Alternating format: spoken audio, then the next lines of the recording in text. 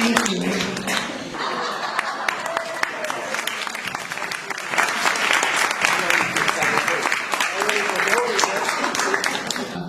Path-finding, stepping and making the way for people happens while you're doing other things, and I'm so very proud on a very personal level to introduce you my very dear friend, Consuelo Rodriguez, Doctora Consuelo Rodriguez, who is going to tell us a little bit about the 60s.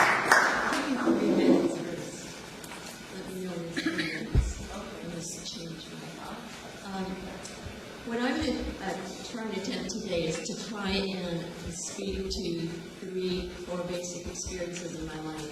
The first one would be the walkouts with Roosevelt Junior High School.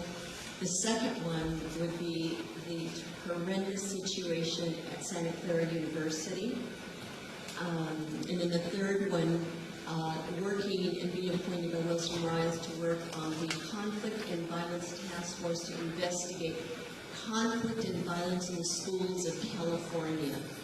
And I want to start off by saying I was born and raised in San Jose, and my mother was a field worker, so we came from that. My mother had a 4th grade education, and when she remarried my father and I was 8 years old, I thank God because my father, contrary to the stereotype, really pushed me to go on to college. So there are those men out there. At Roosevelt, Sophie's like the godmother for all of us, I swear to God. And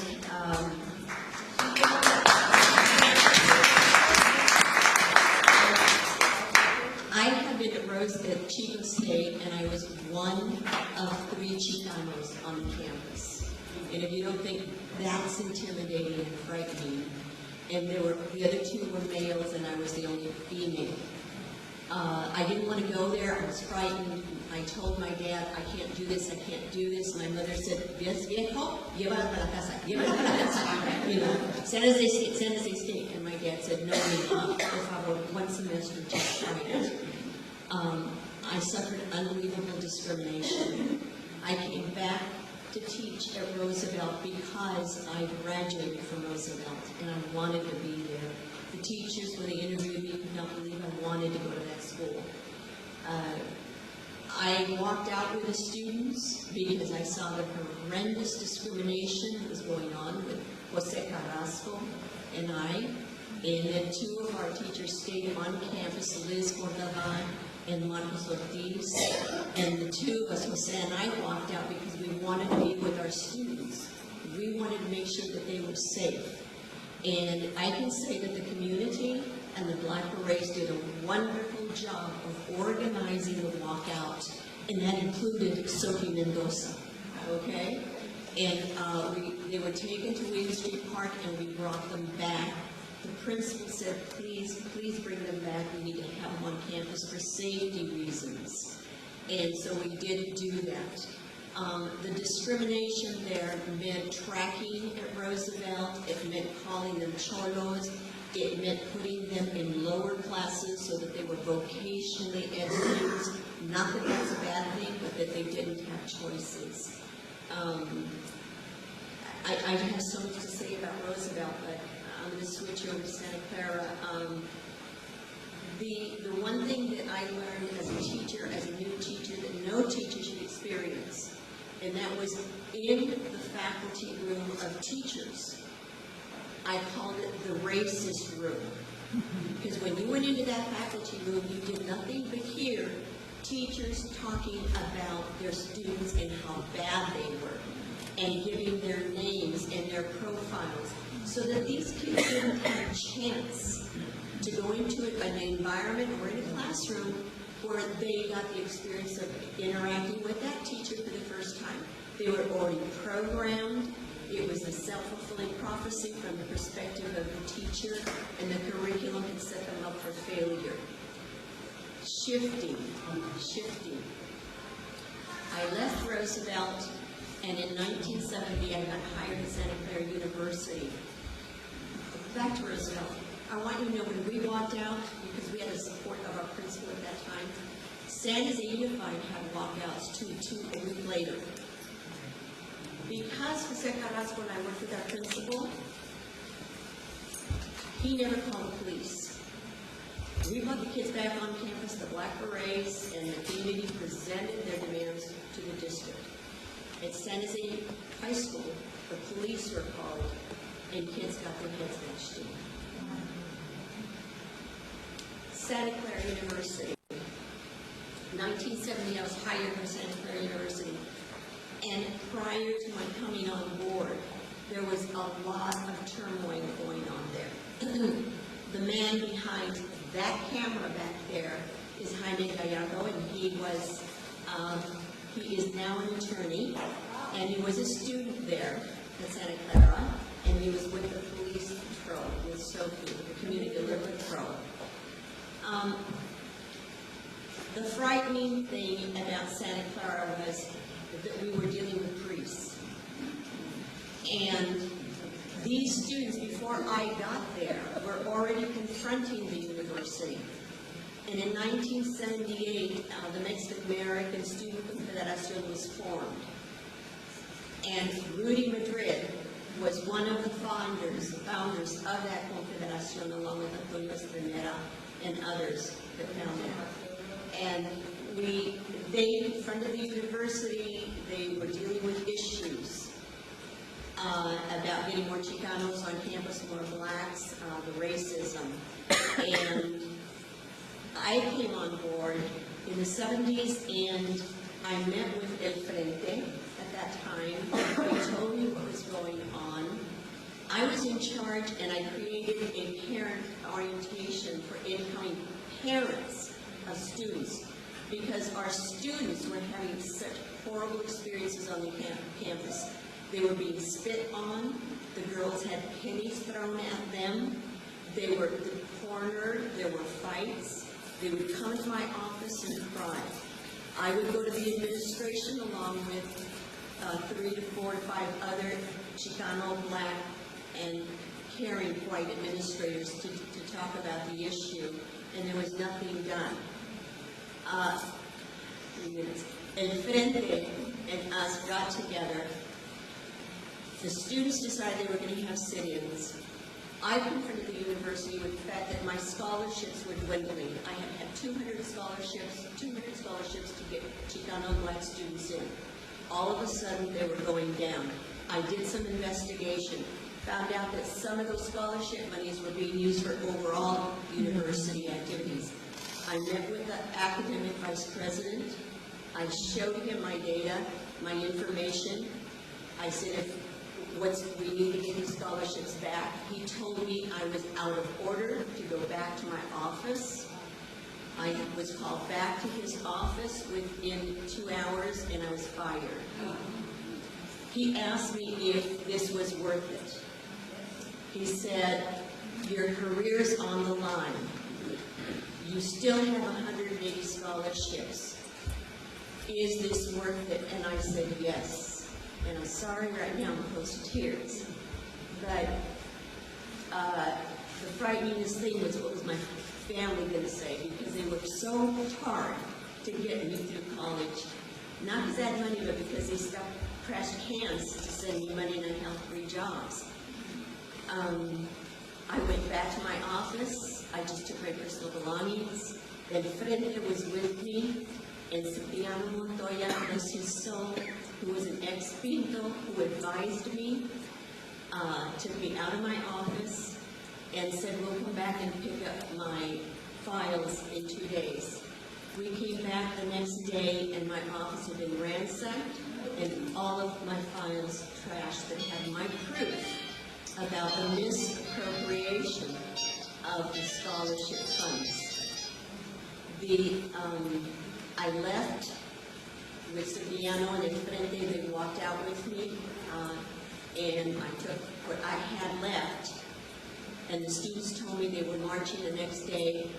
They marched, they walked into the president's office, they sat, they took over the president's office, some heads were bashed in.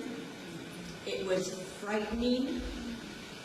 Rigo Chacon was standing next to me, and he said this was his very first assignment. Cipriano to my left, And I just remember my legs buckled in on me as we saw the riot squad come on campus. Full gear, with the guns, with everything. They went into the president's office and they hauled off 7 students into jail. The rest of the students panicked and ran out of the office, and they ran to the mission. And they found solace in the mission. The priest opened the door, let the students in. There were 7 of us fired who were called the Benson 7. And one of those was a priest. And the other was this white woman that was a secretary for 40 years, and they were disturbed that they were going to lose her.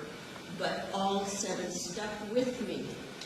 And they were fired because they would not say that it was a conspiracy on my part. I took the university to court. We lost because you could not prove racism and because of my documents being stolen and burned. And we hid some of the documents in CET's office because of Cipriano Montoya. The students are still fighting the battle. They are still, there is no ethnic course there. This month, the proposal for ethnic studies, to institute an ethnic studies program, is going before the Board of Trustees. And that just goes to show you how backwards. And when I sat in the court, and they said Consuelo Rodriguez versus the California State Santa Clara University system, I was so frightened, and it was Cipriano who held my hand. And I will never forget that, because they named the trustees, and 2 of them were Shirley Temple Black and Clint Eastwood and Clint Walker. And I just sat there and said, I can't do this. And Cipriano said, and so for Rudy Madrid and those 7 students that were hauled off to jail, and for us to know that today, not today, but this month, the trustees are voting on instituting ethnic studies.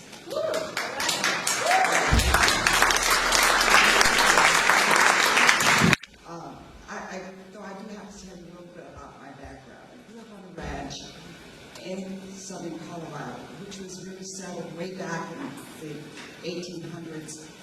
Prior to that time, it was really a beautiful valley that was hunting grounds for the Kiowa, the Comanche, the Ute Indians, and the Navajos. They would go up there to hunt.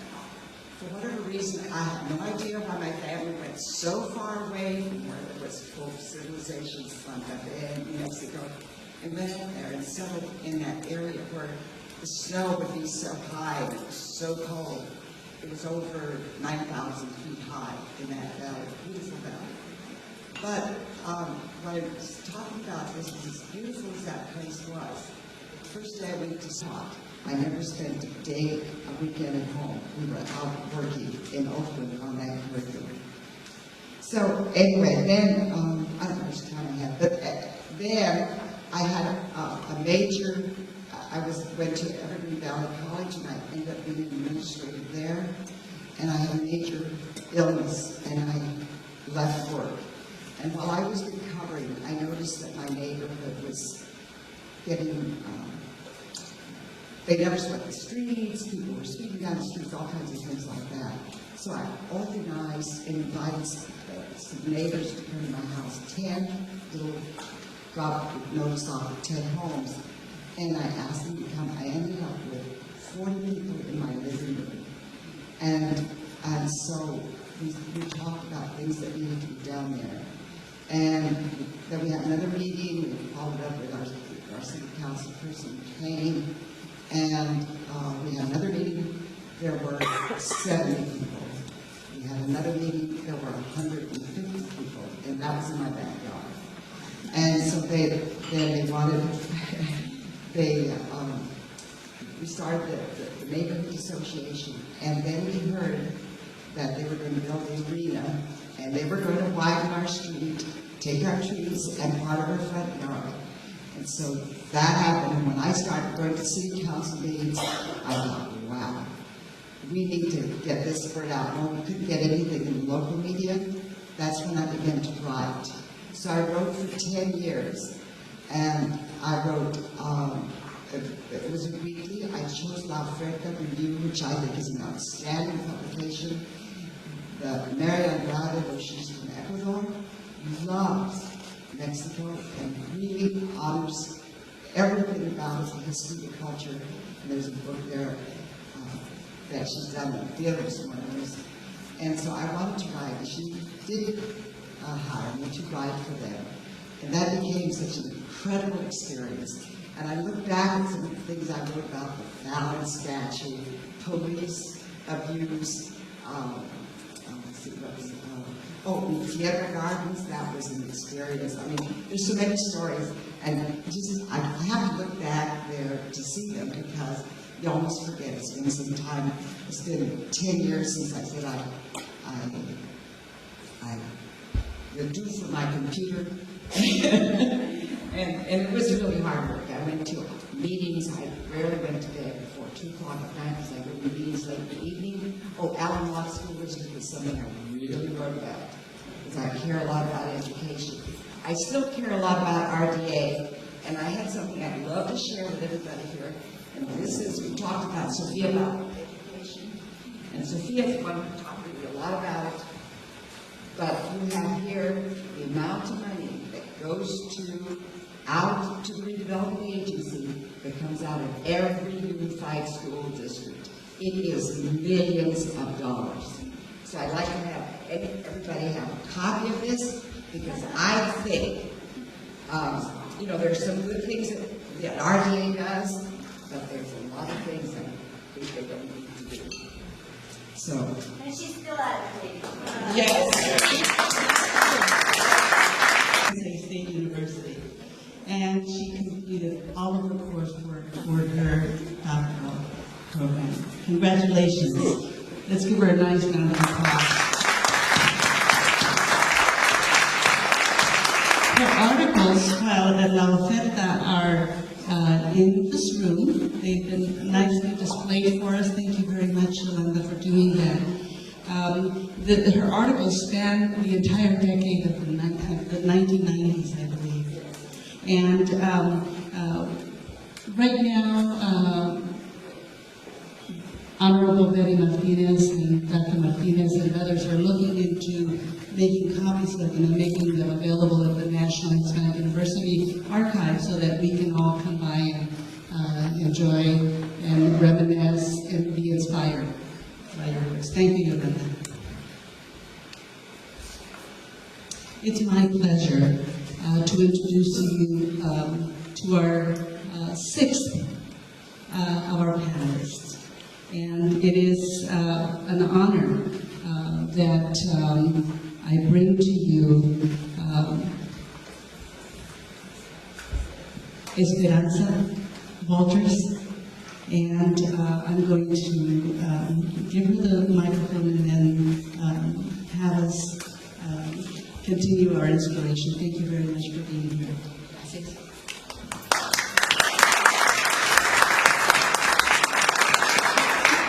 It's interesting hearing the similarities and the differences in our lives and how we became activists. I guess I must have been the late bloomer because my grammar school and my high school days, I was pretty much the bookworm. But I didn't know that I wanted to go to college. And I remember, as far as the barriers, I went and applied to different schools, went to Davis, San Jose State, and a couple of nursing schools. And then I got acceptance, and my dad said, I remember the mail that came at noon. I remember getting the envelope, and I was all excited. And we were working in the fields. Well, everybody came in at lunchtime. And my dad came in, and I said, Dad, I got accepted. And I just remember his words, no bus. I didn't understand at that point because he knew I was going to different places, and he had always supported me in my endeavors of doing well in school. I knew he was proud of my doing well in school. And I remember his He was upset enough that he left the room with no lunch. And I remember my mom's words were, "No te preocupes, mija, I'll take care of it." You know, being a teenager, that's all I cared about. She was going to take care of it, I was going to go to school. I just had to find which one he would let me go to school to. And I don't know what she did. I do know that she died young, in her 40s, and I did ask him, do you remember that day? And I told him the story, and he said, "Mija, I know it's important to you. I can tell by your question, but I don't remember what happened." So to this day, I probably have lots of assumptions as to what my mom must have done or not done. Anyway, what I did go to was a 3-year nursing program. It was a nice house with a mother, black person who guarded us, closed the doors at certain times and opened up the doors in the morning. So that was what he was comfortable with my going off to school with. So, and for me, it was fine. I loved math and science and what have you, so I was going to be fine. The sad part, though, was the classes were small. There was only about 60 students in the whole school, of which, and there was about 20 students per class, of which only 3 of us were students of color. 1 Pacific Islander, 1 African American, and 1 Latina. Guess who the Latina was? And that is in all 3 years. I actually bonded with the lone African American, and he and I remained friends all these years. As I thought about today and when did I, become an activist, I do remember Benita and I, that was her name, Medina, having one serious conversation about what we, as her being black and my being Latina, should be doing differently to support our respective communities. And I remember thinking, we remember coming to the conclusion, we just needed to become good nurses. Okay. And it wasn't until 1968 when I graduated and I found my first job outside of the hospital. I went to work at one of the very first community health centers in the entire nation, which is the Family Health Center in El Viso. The remarkable thing about the health center was that you didn't just apply and you didn't just get screened by the head nurse and get the job. It was a health center that was filled by the will, the brawn, and the sweat of the community. These were poor individuals from a marginalized community that had somehow found their force and built with their hands this community health center. So when I went to apply, I might have gotten screened by the head nurse, but then I was elected by the board of directors who sat in a room, and I remember not what their questions were. Not necessarily do I recall my hands sweating or my heart pacing that there was a whole group of people interviewing me in Spanish, but I do remember being in awe of the group. As clear as some of them had just come to work because they still have their hard hats with them, and dedicated enough to care about the community. And that to me really was my birth as an activist, because when they selected me, I got indoctrinated as to what it really means to build a community. It was, the CEO took time to interview me. Oh my God, it's already 3 minutes. I still have many pages.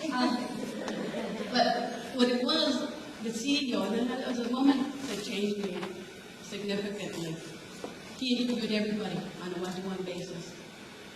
And it was by the end of that conversation, I knew that I could no longer be just a good nurse if I wanted to work with the community. It was basically, those of us who have more need to give more so that others can have more. And that has basically been what I have done. I've always blended my activism with my work. There was one time when I got so tired that I said, I'm just going to take a regular job. I was so unhappy. I was so unhappy because for me, having had that experience, it always had to be about changing the community. There's so many experiences. There's friends here. There's who I worked with over the course of the years. My comadres. In the 70s, I had developed friendships with my friends Kathy, Mary Rose, and Consuelo. Those are the bonds that when you fight the battles together, those bonds can never be broken. So I'm thankful for that. As far as what I did, like I said, I've got so many pages. I thought I was going to get through if I talked fast enough, but I guess that didn't work. Things, as far as barriers, there's issues.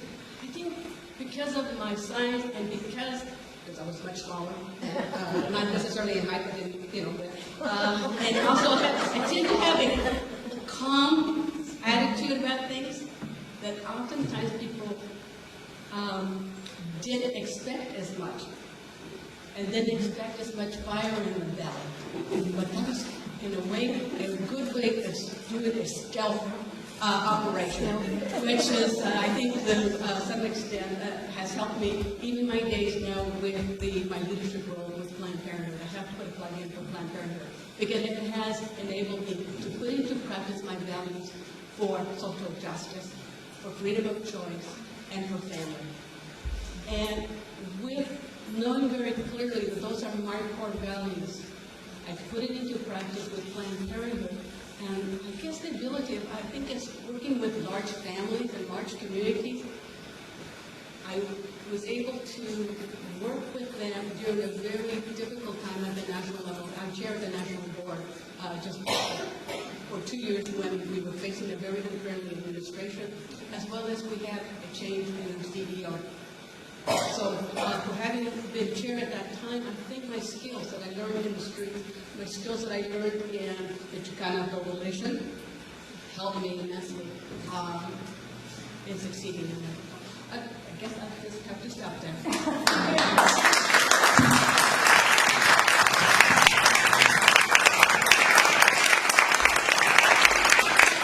Ms. Walters, a family member of a traditional farm worker family, continues to teach doctors, physicians, researchers. Thank you very, very much. Ms. Walters received her nursing diploma from San Jose State, another proud Spartan.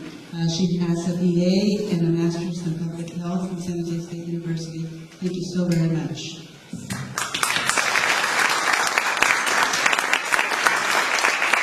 Have a doctorate degree in jurisprudence, and we're very, very pleased and proud that Dr. Serra has joined us this morning as one of our respondents. I'm also, so that I don't interrupt the flow, I'm going to introduce you again to Dr. Lupe Frias. Dr. Lupe Frias was the first Chicana to earn a doctorate in economics from UC Berkeley. And so let's give our doctora a big round of applause.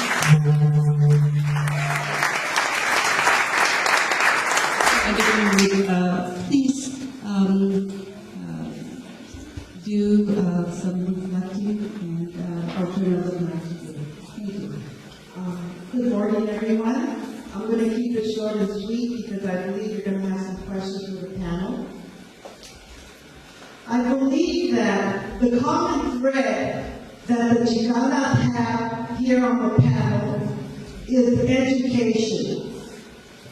Tienen mucho corazón, and they all went through some type of form of discrimination or some type of barrier because of the color of their skin. But instead of giving up, maybe I don't need it.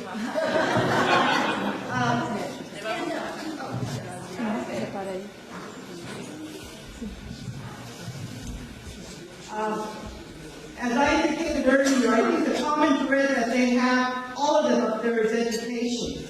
but decided to take matters into their own hands. They had a lot of ganas to make change, and they did. And as a consequence, we are much better for it. Although I wasn't from the 60s, I was from the 70s, early 70s, and I was able to benefit by the Chicano panelists, the Chicano student movement that moved this city to greater heights. I don't want to take up any more of your time, and once again, I salute the Chicana panelists for doing such a great job, and I hope that the next book that comes out is going to be the history of the Chicanas in the 60s. We really do this.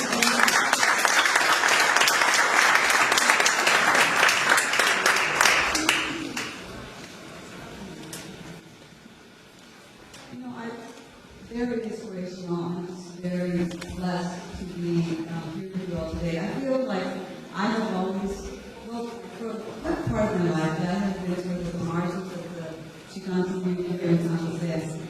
I grew up in San Joaquin Valley, and I got my bachelor's in Berkeley.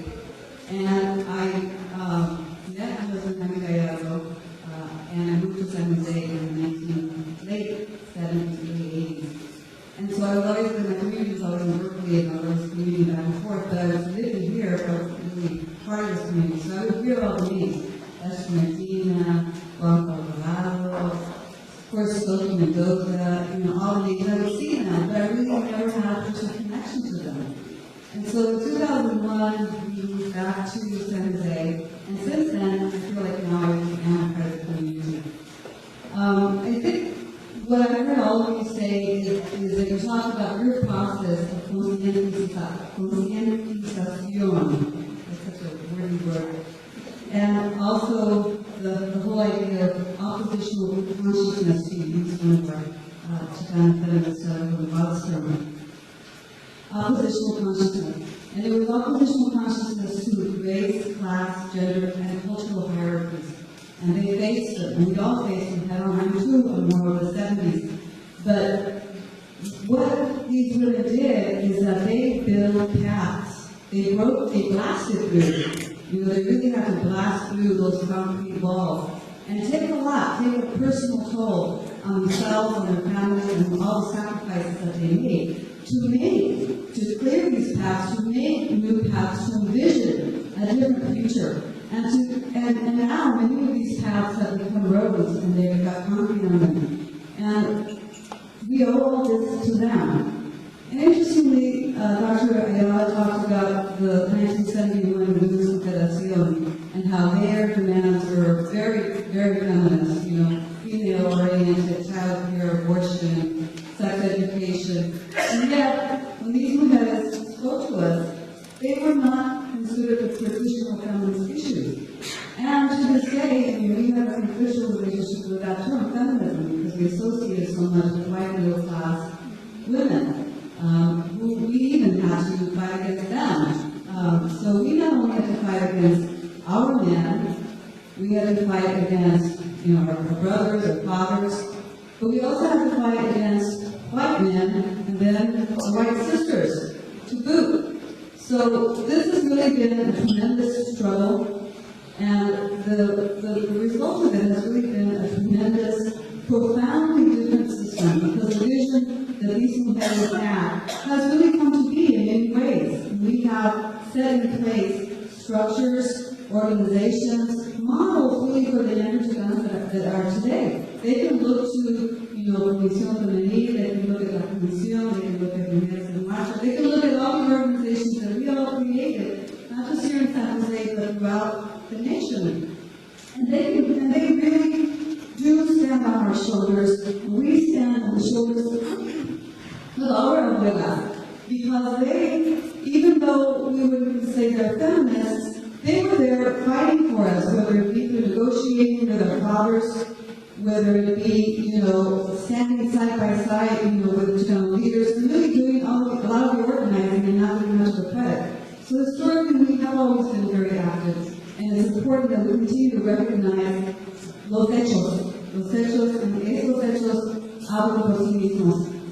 And so what I ask you today is, what is the next step? Because as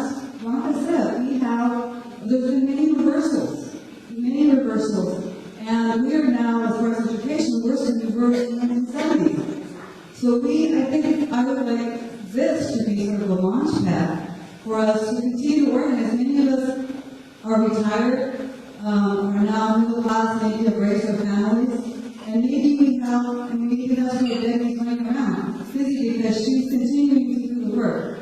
So I'd like to see a discussion of like, what more can we do and what directions should we take?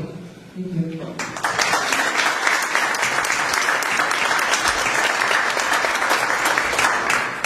The last question, I want to recognize a couple of things. Number one, going on what they just said, we're coming upon some very difficult times. And as an education person,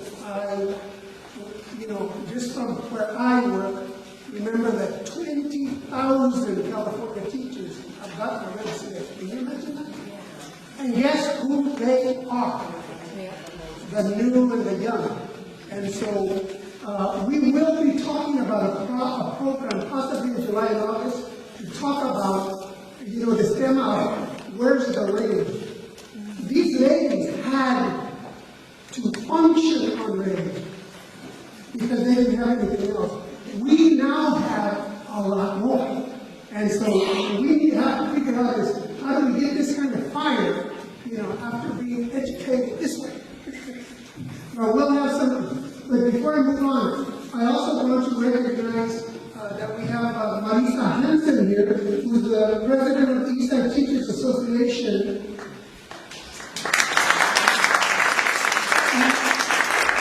And I want to point out,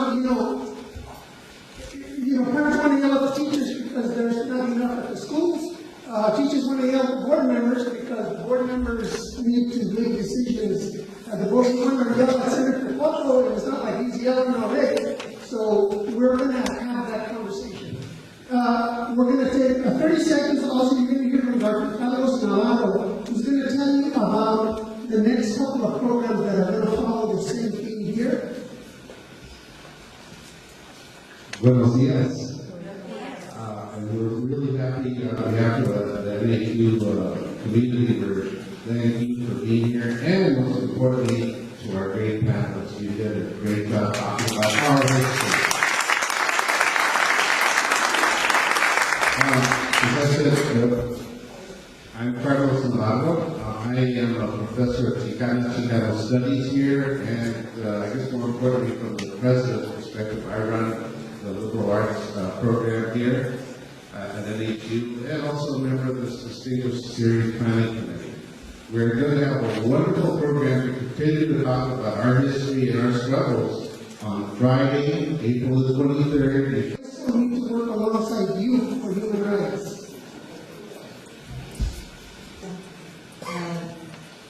We're not going to do this alone. We can't. There isn't any way we can do this on our own. And we need to bring in our brothers and our sisters of color, and we need to bring in our brothers. It doesn't matter what your color, what your gender, what your lifestyle is. For me, my mentor that woke me up was when I was at Roosevelt Junior High School, and she was this tall, beautiful black woman that pulled me out of the classroom and said to me, "What are you doing? You can do better than this. I want you to go to college." I remember I laughed in her face. Nettie Goddard. Nettie Goddard. So our mentors come in different colors. They come in different genders and different lifestyles. My suggestion is to connect with the different organizations, the different groups. I know that the Cesar Chavez Center at San Jose State University, run by Maribela Alvarez, who is supposed to be here, is doing a lot of work. So I would say check with your community. I know that there are different organizations and different groups that are trying to get off the ground, and they desperately need your help. And the question is, what do you see as the most effective strategy for assuming that more Latinas are elected to public office and take more positions of influence in our community? Anybody want to answer that?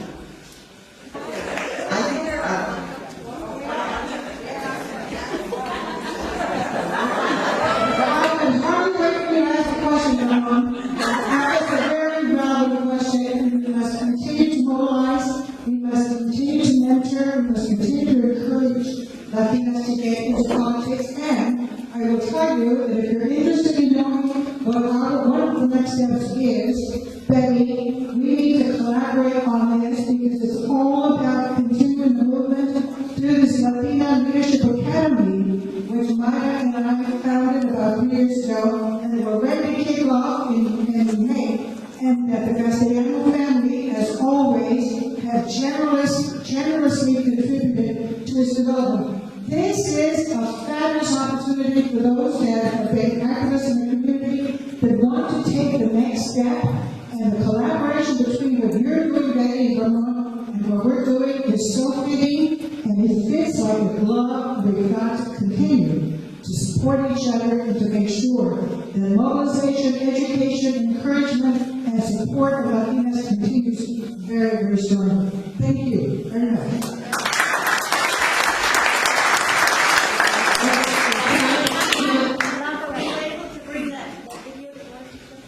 Yes, we'd love to show it. For those who are interested in watching a very short 3-minute video that promotes our Latina Leadership Academy, please stay behind these programs. One of the very most important is that our young people, even if you're older, can always learn. But somebody pointed out, everything that made a difference to all of us and you out there is in education. And that is really central. And the other thing is, if you don't have a lot of time to grade school, you're working 2 or 3 jobs, you can always write a letter to the editors. Let them know it's very good to see a Latino name in the newspaper. You don't see them very often. But you gotta let them know, we're here, y estamos para quedarnos aquí. So, don't forget that. Where are the students? Where are the youth? And so, what I just want you to know what they're doing is they're undertaking a plan to have monthly distinguished events that will bring you, the people who know everything, together with the students who know even more. And so the question to anyone on the panel is, when we talk to youth, and they're going to say, well, they've lost the fire, they're not like us, it's all, what do we need to do when we begin to plan more connection between those of us who are different with things and young people? Anybody want to comment on that? What should we do when we begin to work closer with you and the leaders of our community who have more experience? What are some ideas about how to do that? I have a little bit of experience being in the neighborhood, and I'm certainly one of the old ones. So the young people that I found out, also a lot of things that I was involved, is that we have to listen to them because they might do something different just because I've been doing something a certain way that's worked for me. It doesn't work for them. It doesn't make sense. We have to listen to them, and they'll get really involved. They've got energy. They can stand up straight, and so that's one of the main things that I can do. I think along with listening to them, it really is also about addressing their priorities. So often we want to tell them, and we want, well, not only to share our stories, but that they can learn from our stories. But sometimes they have their own stories, and they have their path that they want to follow. And I think as servant leaders, it's our then role to figure out how we do it with them, not to them. One of the things that we did in the 60s was develop a lot of leadership. That is one of the things Frederick and I worked together as organizers. And we trained a lot of young people to become leaders, to become organizers. They are all now stuck in jobs. We don't have that leadership in the community, and I really think that's what we need. Of all the organizers that I worked with, I'm the only one that's still where I was back in those years. I'm 75 years old now. You know, it's kind of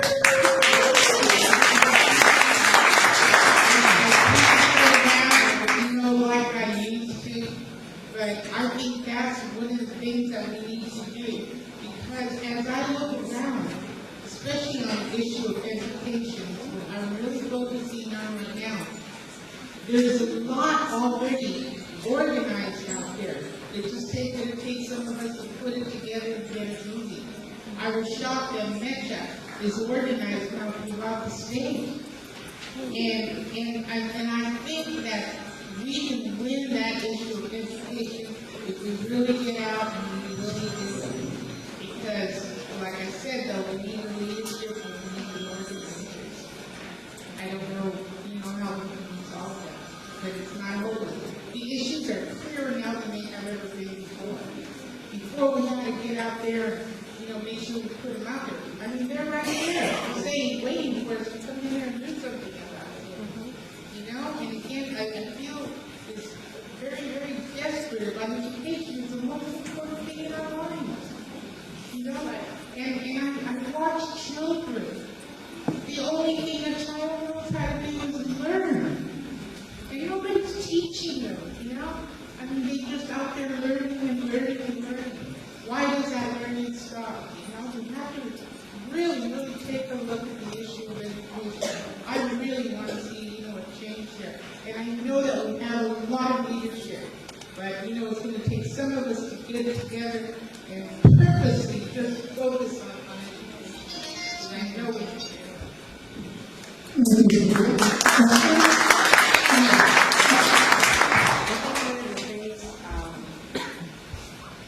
I think one of the things that's important is to convince some of these young people that they are leaders.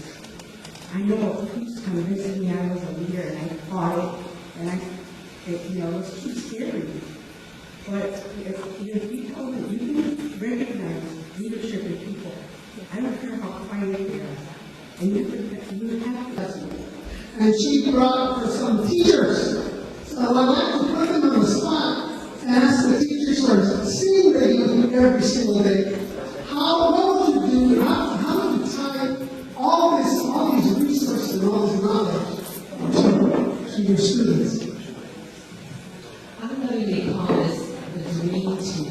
It's a Latina Dream Team at Rio Valley High School because they're Latinas, and I love for them to introduce themselves to because it cuts across all of Rio Valley High School, and then they can say something about it. I'm going to start here. Good afternoon. My name is Sylvia Rodman. I'm a counselor at Rio Valley High School. And I think most importantly, I think the struggles that each of them shared, it is emotional. And you can see a face to the stories that were shared. I graduated from St. Mary's College with the same story over and over. And I'm watching Victoria listening to Santa Clara University struggle. She's young. She's thinks the same story. So although students have graduated, the issue can be movements. And I first would like to say it's been an honor to hear all of your stories, but especially Dr. Rodriguez, Chad graduated from Santa Clara University, and to hear your testimony as to your experience and how that also relates to the experience of Latino students and students of color at that institution. A phenomenal institution that still has El mexicano ser gringo no puede ni será, porque en sus venas trae la sangre chichimeca, zapoteca y de los yaquis, xochimeca y de los mayas, y en su cuerpo trae la sangre de Cuauhtémoc, de Morelos y Zapata, y el famoso Pancho Villa.